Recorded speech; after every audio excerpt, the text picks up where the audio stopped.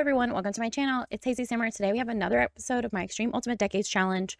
I do want to just put out a little disclaimer. I am thinking about rebranding this challenge because I keep getting so many comments about the Ultimate Decades Challenge when I stated at the beginning of my challenge that I'll be playing differently and that I've made my own set of rules, and at each decade I adjust and will modify those so I can figure out how I like to play. Yeah, I just feel like I need to say that disclaimer again because I had to delete a really harsh comment, and I just want to be like, I'm doing this because I enjoy it. And I was really excited to share it with some people who seemed excited about it. It's really important to me that this stays fun. And I just really want to make that clear with you guys. Like, when you're leaving a comment on someone, just remember that there's a person on the other side. I don't need to be attacked as a person. That's all I would like to say. Thank you so much. So you guys will be influencing Edda's fate because I asked you guys your opinion. So I'm going to refilm what I decided to happen to her. And I think you guys are going to be very excited. And I also feel like it wraps up the story I was trying to tell as well. I just want to remind you guys that these videos take me around 6 to 8 hours to make. That is a lot of time to make a video. If I were to just play the Extreme Ultimate Decades Challenge for myself, I could get a lot more done. But instead, I am ad-libbing and making up a story on the spot to share with you guys. So I just want to you guys to take that into consideration. When I misspeak because I am trying to talk on the top of my head, I really need you guys not to be harsh with me because this is something I do for fun. And I will stop doing it if it's not fun. And number two, I would like to say that it is not an easy thing to kind of make something up on the spot while playing The Sims and managing all the paperwork that comes with the Ultimate Decades Challenge. I would also like to say I started watching certain channels 3 years ago, and I started posting 2 years ago when it came to the Extreme Ultimate Decades Challenge. A lot of the people I followed, especially those who played it historically accurate, no longer post Extreme Ultimate Decade or no longer post Ultimate Decades Challenge. So I just want to remind you guys that even if you're playing this at home, if you're not filming it and recording it, you can't understand the extra work that comes into that. So I just really need you guys to be mindful. And I would like my community to remain kind, especially, you know, to each other and myself. We all have different ideas of what we think the story should be like. But when I tell you that goes against, when I tell you guys I'm not going to do certain things, I just need you guys to respect that. And if you're not happy with me or my channel, I understand if you no longer would like to view these videos. I'm very appreciative of everyone who wants to be here, but I also don't want anyone to feel like they have to be here. And I just want to put a reminder out that we will not like every character. We will not like every storyline. And sometimes other characters have to be sacrificed to move the story to the next chapter. As you guys know, we're approaching a war. I can't always have a happily ever after for our Sims.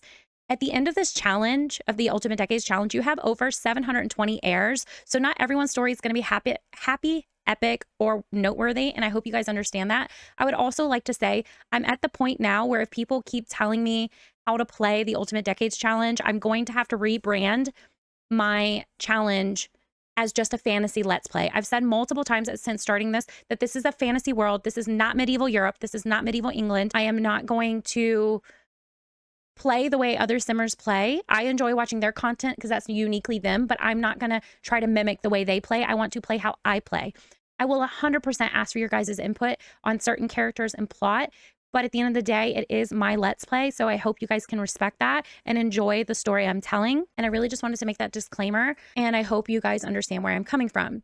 So just to iterate, this is a fantasy world.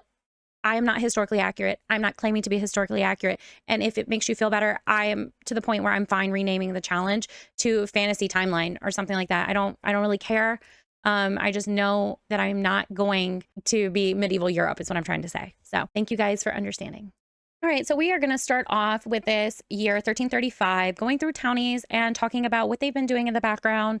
Not everyone is going to get like a highlight episode, so we'll just chat about what's been going on and do their casts. As you guys know, this is Cadian Castor. Let me show you guys the family tree. Cadian is on our family tree as a illegitimate son of Jedediah. Jedediah is Gen 1, side household number 2.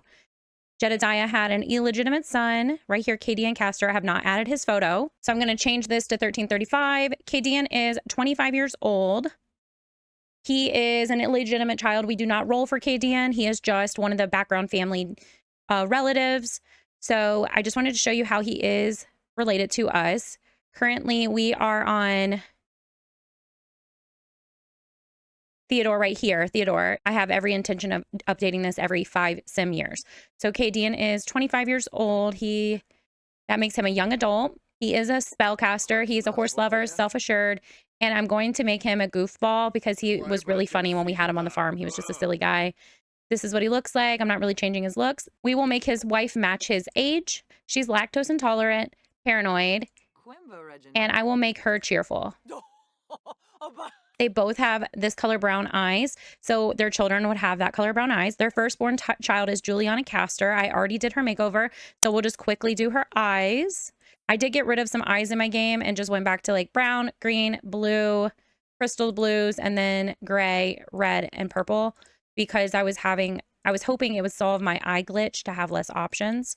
So that is what we're going to do. No more honey, anything like that. We'll just keep it very basic, and I think that'll make a big difference in this challenge. Juliana is a social butterfly and a goofball as well, like her parents. Their second born child is James Castor. He's a genius, and he is a whiz kid. So he's also a spellcaster. He is going to also have brown eyes. So this is what he looks like. And their third child is William. He is a charmer. And this is what he looks like once we add his eyes. So this is the updated family for Cadian. This is Augustin Lionheart. He is the king. So I'm just going to quickly add that to his name. He is the king. If you guys remember, he is the king. And as I have said before, he is not reproducing because his one true love died. So I'm giving him back his blue eyes and just aging him up.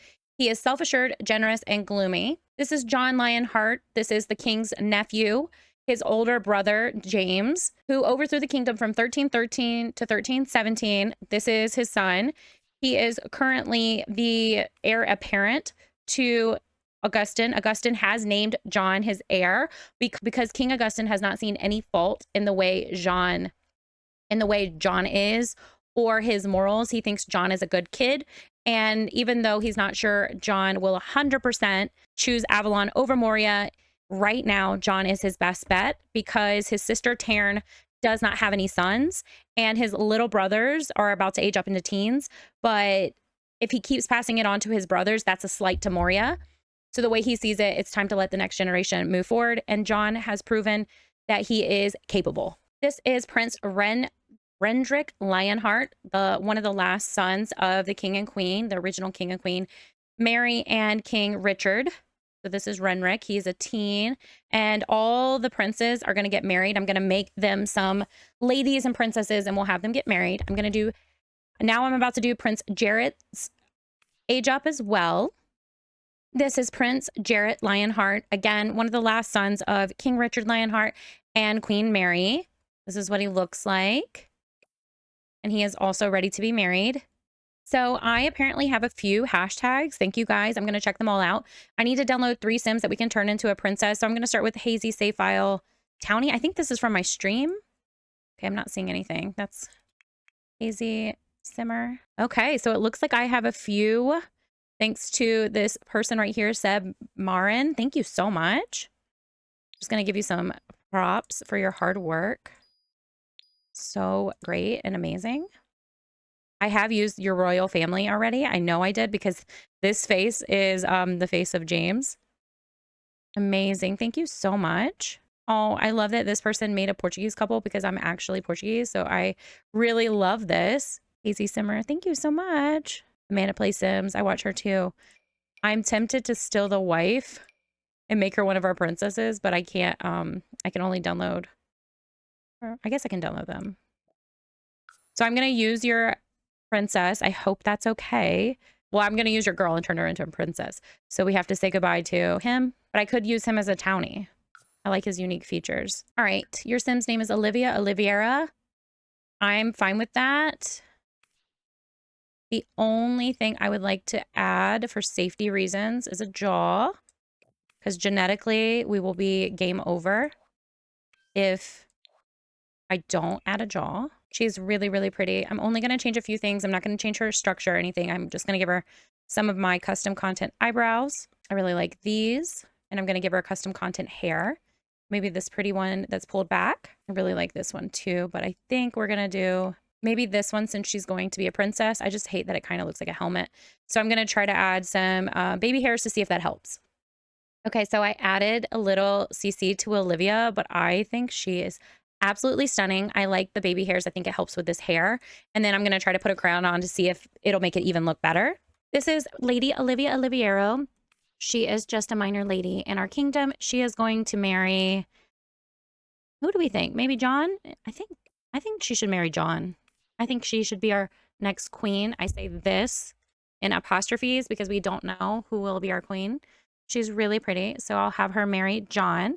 And then I just need to make a wife for Rendrick and Jarrett. This is Lady Cecily Lannister. She is going to marry one of the younger princes. She is romantically reserved and self-assured. She comes from a wealthy family. This is Lady Martha Batten. And I think what I'm going to do is just go into live mode and see who is compatible with who. And then we'll pair them up and do quick little wedding marriages and consummations so we can have background characters developing. Awesome, awesome, awesome. Okay. I'll get there in a second. I have the king. I have King Augustin sitting down with his heir and nephew, Prince John, and his two younger brothers who are named Prince Jarrett and Prince Rendrick as well. So they're also going to become, I believe it's like dukes or lords. Essentially, they're lords. So they're going to go off and have estates in the kingdom, and they're going to marry one of these ladies. So I have the king sitting down with all the guys here, his two younger brothers and his nephew. Oh, you can kind of see the you can see the family genetics. This one looks like the queen a lot. I think this one looks like his older siblings, Eleanor, Princess Eleanor, and Prince James. And then here's the ladies they're going to marry. This is Lady Olivia, Lady Cecily. Awesome. Just going to take some quick photos. But I did get an attraction alert, which is exactly what I wanted to happen. Is this Renrick? Who is this? It's going to take me a little bit to know him. Jarrett. Jarrett is a more handsome version of John, right? They look a lot alike, but he's way more handsome. And here's the ladies. All right, so we're going to see who's going to marry who. And basically, the king already knows. We're going to find out, but the king is arranging the contracts. We will do John's wedding on film when I'm officially recording the year 1335. So his is going to be betrothal, but the little brothers are going to just go ahead. I'm going to marry them off right now and have them starting on their family so we can have the family's characters growing in the background because I need to populate my world again.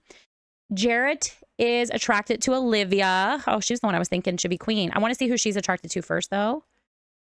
Okay, nobody else got an attraction alert, but Jarrett is really attracted to Olivia. What happened to scope your surroundings? I forgot how to do that. Maybe I don't have the mod in correctly. Well, I'll have her introduce herself to everyone. Okay, they're chatting up. I'm just gonna have her talk to each of them so we can find out who she likes. All right, I would like to know what his feelings for her are. They're compatible. And he's neutral about her feeling, her looks. Jarrett is highly attracted to her. And I guess that's why he's awkward. Super attracted. Very attracted. Yeah. Oh, gosh. They have bad compatibility, though. I mean, would they really know that, though, in this time period? Oh, she's attracted to John. She's attracted to the prince. Well, she's also attracted to Jarrett, too. Oh, no, she's not. She's unattracted to Jarrett. Oh, I love this tea. Maybe that they will have an affair. Maybe she'll have an affair with the prince, but she marries Jarrett. I kind of like that drama. What do you guys think? Let me know in the comments. Neutrally attracted to Rendrick. Rendrick? All right. Yeah, okay. So who is the prince attracted to? The prince is attracted to Cecily. Well, honestly, Cecily would be... She's attracted to Rendrick! No, she's not. Okay, I'm sorry. She's not attracted to Rendrick, and she's not attracted to Jarrett. How does she feel about John? Neutral. So she's not feeling any type of way. She thinks the Lionheart family isn't that, good looking, which is understandable. Absolutely. You know, they all kind of look alike at this point, but I'd like to see if anything develops there. It's actually funny. She has compatibility with the king. So maybe they really like each other as they are compatible.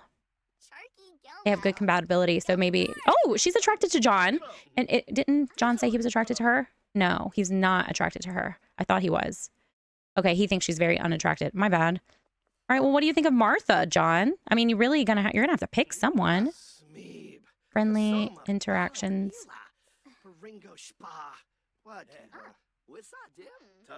I like that they're all sitting back down. That makes me so happy. I appreciate that.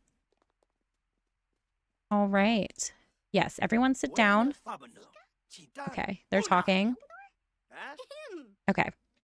Let's see. Oh, he's got good compatibility with Martha and good compatibility with Olivia. Nothing with Cecily. I thought he was attracted to Cecily.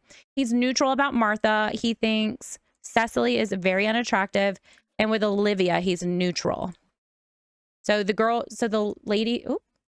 two ladies he's compatible with, he's neutral about their looks, which isn't a bad thing. Now, what was Olivia's opinion on John? She is very attracted, or she's attracted to the prince. And Martha finds them unattractive and uninteresting. So she's probably, and he's not attracted to Cecily. Olivia is attracted to John. Okay, so I did plan on them getting married. So I think I'm going to move forward with Cecily. I'm sorry. I'm going to move forward with Olivia marrying John. So again, thank you to that creator, because I took your sim and she's going to possibly be a future queen if John ever arises to the throne. Now, so Cecily finds these two unattractive, but she is going to have to marry one of them. So I'm going to have to check on her compatibility level, which she's not compatible with any of them either. Is like one less attracted to her. Okay, what about Martha? Martha also finds them very unattractive. Well, she's going to have to marry one of them too, so that sucks for her. And no compatibility either. So neither of them have like any kind of compatibility reaction towards them. That sucks. Well, I guess I need to go based on their opinion. Jarrett is attracted to Martha. And he's also attracted to Olivia. He's also attracted to Olivia, but it doesn't matter. So I guess Jared is going to marry Martha. And Rendrick is attracted to Cecily. So, I mean, that works. At least the guy, I feel bad. The guys get to marry the girls that they're attracted to, but the girls are not attracted to them. That is, I mean, how real is that though? All right, so let's have them get married. I want to make sure I do this right. Martha, Cecily. Okay, I'm going to click on MCC and get them married. Okay, so Rendrick Lionheart is now Cecily Lannister's husband. So I'll have them consummate their marriage and start on a child. It's actually funny. They sat next to their spouses and then they sat across from each other. So that's kind of cute. Did she lose all her skin details? It looks like she did. Classic. All right, so I have them set as spouse now. So I'm going to have them consummate their relationship as well and try for a baby. So that was our update for the royal family. Now we're going to go in with Adelaide Gothic and check in on them. All right, so this is Lord Edgar Aldrich. He is the son of Adelaide Gothic and Ashton Alder. They made their own house name Aldrich, so that is his last name. So you guys, just to refresh your memory, his mother is a very powerful spellcaster with Merlin blood and the Gothic family line blood magic ancestry, as well as she was cursed as a child to be the original host for the Dark Goddess Naru, which gave her an extreme amount of magic. So some of that could have passed on to Edgar. It does say he's not a spellcaster. I'm kind of surprised at that because I thought he was. Okay, he wasn't. Okay. And he is a spellcaster with an ancient bloodline, as well as his dad was a monster hunter who went through some sort of magical ritual to be more enhanced as so Edgar has a lot of magic in his blood. So I just want to show you guys Edgar, and he's super powerful, and he just aged up to be a teen. Well, darn it. I was trying to show you guys, but the game decided to be against me. Edgar is currently going to be mourning his mother because she passed away from magical overload. Because the fact that Adelaide was cursed as a child, she just really couldn't handle the amount of magic that was in her body. And the more and more she played around with death magic, she became more susceptible to the corruption of the dark magic. So as she went to age up to be an adult, her body just became too weak and too frail to handle the magic. So Edgar is in here and he's going to mourn his mother by dancing, I guess. Maybe. I don't know. He's sad dancing. Anyways, yeah, Edgar is going to be mourning his mother, but he has a great adventure ahead of him because he comes from two very strong parents. So while he's sad, he still has his mother left behind. And his mother left behind her little brother Amor and Chadwick, who again could possibly be heirs to the throne. So he is going to have to send a message to them to let him know that his mother has passed away. I'm really sorry. When I clicked to kill her, it just automatically erased her and I didn't get to record it. I'm sorry. Adelaide was born in 1307 and died in 1335. She lived to be 28 years old. Ashton is no longer dead. I have to update his, but I just wanted to do that right now for Adelaide so you guys could see. Princess Scarlett Lionheart is going into labor. So we're going to have that happen now so we can name her children. Can't imagine climbing all these stairs in labor. All right, Scarlett is having her babies. This one is, their son is going to be named Matthew. His last name would not be Lionheart. It would be Washington. And their daughter's name is going to be Maeve Washington. Matthew and Maeve. So I gave the Duke Hastings a new lot because I just wanted it to kind of make more sense. I do think somebody, you're glitched. Oh, we have a pregnant Anne. We'll have to go and visit her in a second, but she's pregnant. Yeah, I think her outfit is glitched, so that's why we see that flashing. But I like this a lot better. Obviously, this would be more of their country estate and not their downtown home estate, but I don't really care. It's my world. My fantasy world. Okay, so they have children that I need to age up and rename. All right, we don't need all this magic stuff though, because we're not magical users. Okay, so this is Duchess Isolde Grant and Duke Elliot Grant's son, Frederick Grant, named after our Frederick Isolde's dad. So this would be his grandson had he made it. So they named him after Frederick. This is our third Frederick, by the way. This is their second son, Kent Grant, named after someone on Elliot's side. We'll get in there and age up Elijah and Tabitha Connerson's children. So right now, Jonathan, which I'm about to do his looks, he's technically, so it's the year is 1335 and he's either 10 or 11 is what I have on the family tree. And his sister, she's either 9 or 10. But because it is 1335 and 2 years would be his teen age up, I'm going to go ahead and do that teen age up now because because we don't roll for the cousins. I just want to make sure everyone who is supposed to be a teen by 1337 is already a teen. So when we go do our draft for the war, I don't have to go and make all my teen Sims then. So I'm doing it all right now. And I just want to note, he is not on the birth chart because he's not a side household. He's a cousin. So that is why it's okay that I go ahead and do his teenage up when he's 11, because I'm going to have to do it in 2 years anyways. And that is 1337 when we go to war, which he would possibly be drafted for war. So I need to already have him as a teen. Here's Jonathan Connerson. I had to shrink him down a bit. But yeah, I feel like he is one of our most handsome Sims that came from our family tree line. Good on him. Connor being his grandfather, being one of the most ugly Sims that ever came out of my creative Sim.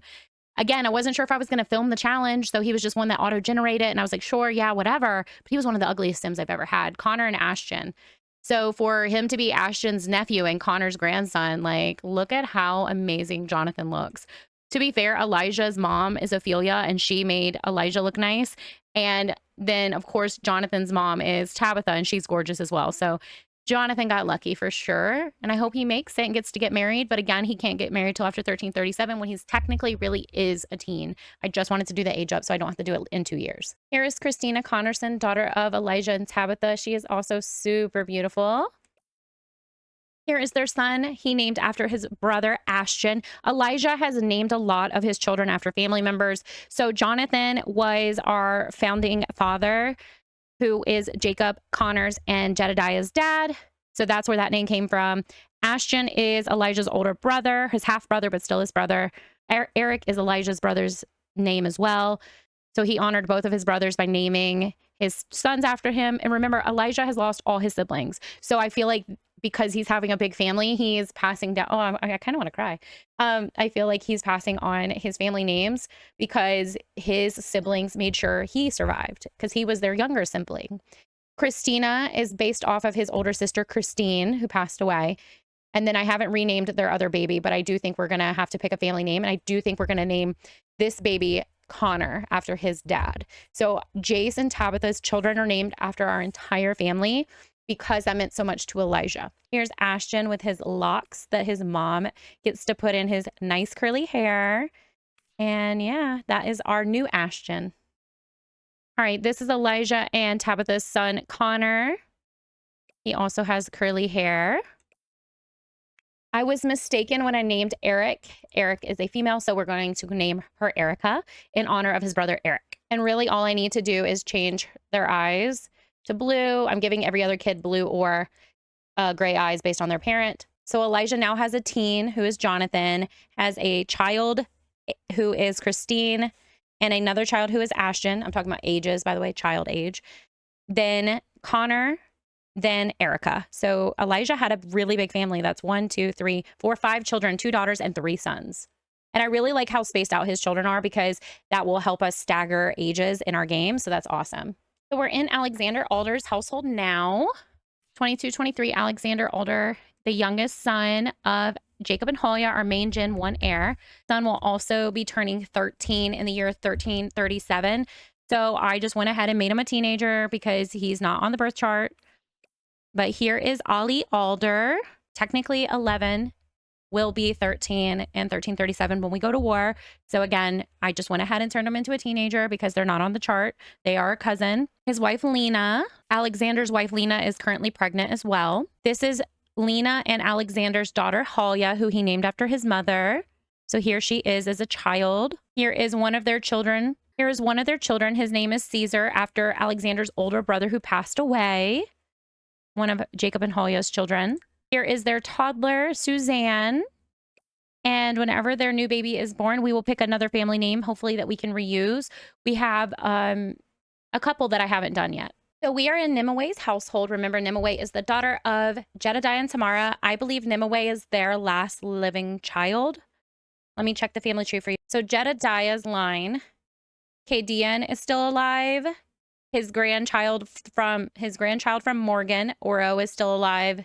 Lancelot is still alive, and Nimue is still alive. Okay, Jedediah still has a living legitimate son, a grandson from his daughter, illegitimate son who has children, and Nimue, who's a vampire who also has children.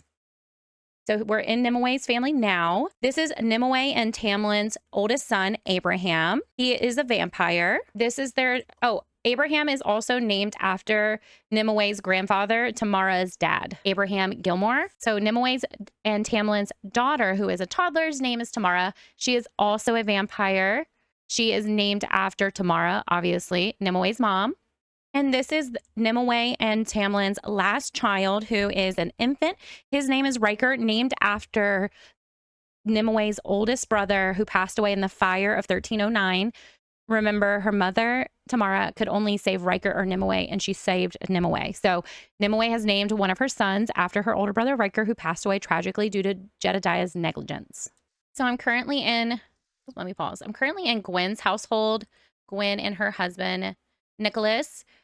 We already aged up Hattie and Charmant at the beginning of this decade, so they would be 15 now. So they actually are teenagers. So when I show you their age up, not only are they teenagers, we have to get them married. And Gwendolyn is the only daughter of Halya and Jacob. She also is the twin to Arthur. So here is teen Hattie Jameson. So she's not one of the cousins I aged up early. She is a teenager. She is ready to get married. This is Charmant Jameson. He is the son of Halya. He is the son of Gwendolyn and Nicholas. This is Evelyn, daughter of Gwendolyn and Nicholas as well. This is Eowyn, daughter of Nicholas and Gwendolyn as well. And this is their son, Nicholas. So this is Gwendolyn and Nicholas's son, Nicholas, named after his father. So they have 2 sons, and so Gwendolyn has 2 sons and 3 daughters. I told you guys not to worry about our family tree. We have a lot of cousins. Like, I know they're not our side households, but if I wiped out our side households, Halya and Jacob, our Gen 1 heir, still have children who are having children. Jedediah, our Gen 1 side household, still has children who are having children. And so does Connor, who is our Gen 1 third side household. So we have plenty of Alder families left. No matter if the war comes or not, we have tons of family left. All right. So Anne is going to give birth out of the stable because apparently that's where she has her babies. And we need to age up this little guy into a child and name her new babies. Actually, no, I think he's still a toddler. So he'll still be a toddler, but we do need to name Anne's new baby. So I'm going to have her give birth now. We won't see them, so we won't have to take them into cast. But I did ask you guys for name ideas, and I also wrote down some as well. So, all right, Anne is giving birth to a girl. So they're naming their daughter Guinevere. and they're having a boy who is going to be named Ulrich. And Anne does not get rolled for because she is not going to ever be heir. And if she is, she's so far down the line because we have plenty of male heirs that it doesn't matter. So her children will live. We will age them up the next time I come around every 5 years to age up the side households. Okay, so I did my mid-decade check-in for 1335. We got a few key characters married. We had a few characters I had try for a baby, and some of them are going to be successful. Some of them are not. I went through and aged up everyone who needed to be aged up, and there was 3 characters who turn 13 in the year 1337 that I aged up early, so I don't have to worry about them whenever we start to prepare for war. We go to war in 1337, so that's why this was important to go ahead and get taken care of. I just want to note that this episode took me 4 hours to record. Obviously, you're not going to get 4 hours worth of footage, but it took me 4 hours to curate this episode. And then I have to go and edit it and post it. So the next episode you will have will be the first half of 1335, and then we'll do a double feature the next day for the second half of 1335. 1336 is going to be a very long year episode so we can prepare for war. So I'm going to be popping in a lot of key character households to tell the story of the multi-kingdom conflict. So I just want you guys to prepare for that, and I will see you all soon. But we are kind of entering some turbulent times, and I hope you guys are ready. Bye, guys.